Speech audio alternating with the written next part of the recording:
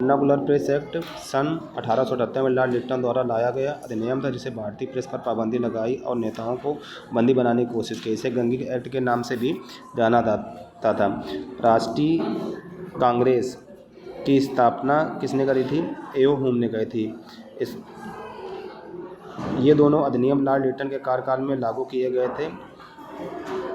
भारत में सर्वप्रथम बीए की डिग्री प्राप्त करने वाली महिलाएं हैं कादम्बिनी गांगुली और चंद्रमुखी बसु। इन्होंने कलकत्ता विश्वविद्यालय से बीए की डिग्री प्राप्त करी थी। वंदे मातरम पहली बार गाया गया 1896 कलकत्ता अधिवेशन में पहली बार वंदे मातरम गाया। इस अधिवेशन की अध्यक्षता रहीमतुल्लाह एम सयानी ने की थी। गोपाल कृष्ण गोखले द्वारा स्थापित संस्थान 1905 में गोपाल कृष्ण गोखले ने सर्वेंट ऑफ इंडियन सोसाइटी की स्थापना पुणे में की थी। बिहार का पहला कांग्रेस सत्र 1912 में बांकीपुर पटना में हुआ था। प्रार्थना, विनती और विरोध की राजनीति का आरोप बाल गंगाधर तिलक ने भारतीय राष्ट्रीय कांग्रेस पर politics of fair petition and protest का आरोप लगाया था। कांग्रेस का गठन किसके शासनकाल में हुआ? कांग्रेस का गठन लॉर्ड डफरिन के शासनकाल में 1885 में हुआ था। यह मूल रूप से इंडियन नेशनल यूनियन के नाम से था, लेकिन दादा भाई नौरोजी के सुझाव पर इसे इंडियन नेशनल कांग्रेस का नाम दिया गया। राष्ट्रीय कांग्रेस के प्रथम मुस्लिम अध्यक्ष थे बदरुद्दीन तय्यब जी थे। इनको 1887 में मद्रास अधिवेशन में चुना गया था। राजद्रोह का कारखाना। ब्रिटिश भारतीय राष्ट्रीय कांग्रेस को राजद्रोह का कारखाना कहते थे, क्योंकि इसे अपने शासन के लिए खतरा मानते। कांग्रेस अपने पतन की ओर बढ़ रही थी। लॉर्ड कर्जन ने कहा है कि कांग्रेस अपने पतन की ओर लड़खड़ा रही है और भारत में रहते हुए मेरी यह विशेष महत्वाकांक्षा है कि मैं इसे शांतिपूर्ण आह्वान में सहायता कर सकूं। ये किसका कथन है? ये लॉर्ड कर्जन का कथन है। सूक्ष्मदर्शी अल्पसंख्यक जनता का प्रतिनिधित्व। लॉर्ड डफरिन ने भारतीय राष्ट्रीय कांग्रेस का मजाक उड़ाते हुए माइक्रोस्कोपिक माइनॉरिटीज़ या सूक्ष्मदर्शी की संज्ञा दी है। भारतीय राष्ट्रीय कांग्रेस के द्वितीय मुस्लिम अध्यक्ष के रूप में रहीमतुल्लाह सयानी के रूप में इन्हें जाना जाता है। इन्होंने 1996 कलकत्ता में की थी। सबसे पहले किसने करी थी? बदरुद्दीन तय्यब जी ने की थी। महात्मा गांधी की पहली कांग्रेस अधिवेशन में भागीदारी। महात्मा गांधी को भारतीय में पहली बार 1901 में कलकत्ता अधिवेशन में कांग्रेस में भाग लिया था। उग्रवादी राष्ट्रवादी नेता, चरमपंथी नेता। भारतीय राष्ट्रीय कांग्रेस उग्रवादी नेताओं लाल बाल पाल के नाम से जाना जाता है, जो लाला लाजपत राय, बाल गंगाधर तिलक, बिपिन चंद्र पाल। इसके भारतीय राष्ट्रीय कांग्रेस के संस्थापक एओ हुम को माना जाता है। पहले अंग्रेज अध्यक्ष जॉर्ज यूले हैं। वह 1888 में इलाहाबाद अधिवेशन में अध्यक्ष बने थे। आर्म एक्ट पर पारित होना। लॉर्ड लिटन ने 1878 में आर्म एक्ट, आर्म मतलब होता था कि जो लोग भारतीय हथियार रख सकते थे। इसके बाद है महत्वपूर्ण भारतीय राष्ट्रीय कांग्रेस के प्रमुख सत्र। सबसे पहले बात करते हैं 1911 के कलकत्ता अधिवेशन के। अध्यक्ष विशेन नारायण धर थे। प्रमुख स्थान पटना था। यहाँ पर पहली बार जनगण मन गाया गया था। यह अधिवेशन कलकत्ते में हुआ जैसे 1896 के वंदे मातरम गाया गया था। 1916 का लखनऊ अधिवेशन। अध्यक्ष अंबिकाचरण मजूमदार थे। लखनऊ समझौता। इस सत्र में भारतीय राष्ट्रीय कांग्रेस मुस्लिम लीग के बीच समझौता हुआ, जिसे लखनऊ समझौता के नाम से जाना जाता है। इसमें बाल गंगाधर तिलक और मुस्लिम लीग के मोहम्मद अली जिन्ना के मध्य समझौता हुआ था। 1917 का कलकत्ता अधिवेशन। इसके अध्यक्ष एनी बेसेंट थी। एनी बेसेंट भारतीय राष्ट्रीय कांग्रेस की प्रथम महिला अध्यक्ष बनी। यह मूल आयरिश ब्रिटिश मूल की थी। 1919 अमृतसर अधिवेशन। अध्यक्ष मोतीलाल नेहरू थे। इस अधिवेशन में जलियांवाला हत्याकांड की निंदा की गई। उसी वर्ष अमृत वर्ष के रूप में हुआ। बिहार में भारतीय राष्ट्रीय कांग्रेस के अधिवेशन। स्वतंत्रता से पहले जो भारत के बिहार राज्य में जो अधिवेशन हुए उनके बारे में आज चर्चा करते हैं। पहला अधिवेशन 1912 के बांकीपुर पटना में हुए। अध्यक्ष रघुनायक मुधोलकर थे। विशेषताएं।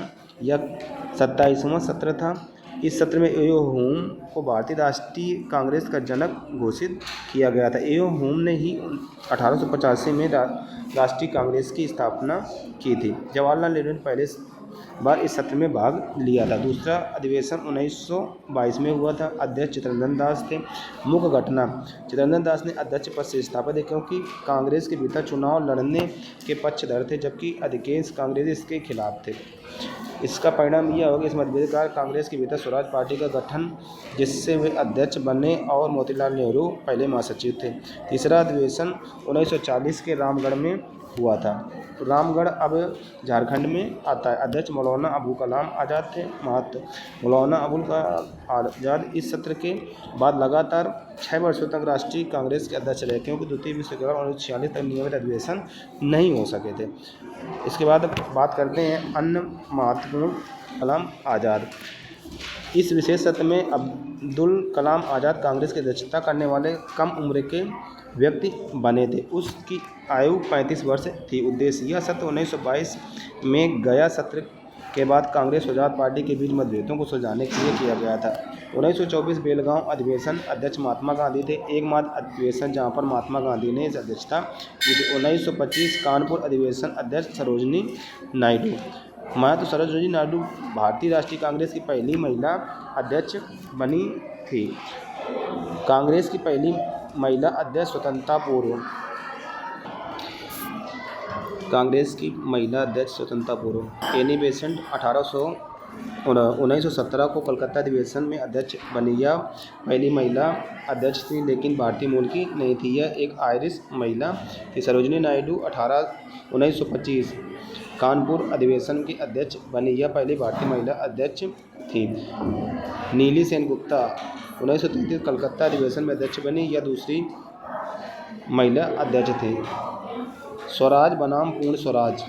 स्वराज की मांग सर्वप्रथम 1906 के में कलकत्ता अधिवेशन में की गई थी। इस अध्यक्ष थे दादा भाई नौरोजी। अर्थात सर्वप्रथम स्वराज की मांग दादा भाई नौरोजी की अध्यक्षता में 1906 में की गई थी। पूर्ण स्वराज की मांग कब की गई? पूर्ण स्वराज की मांग लाहौर अधिवेशन 1929 में की गई थी।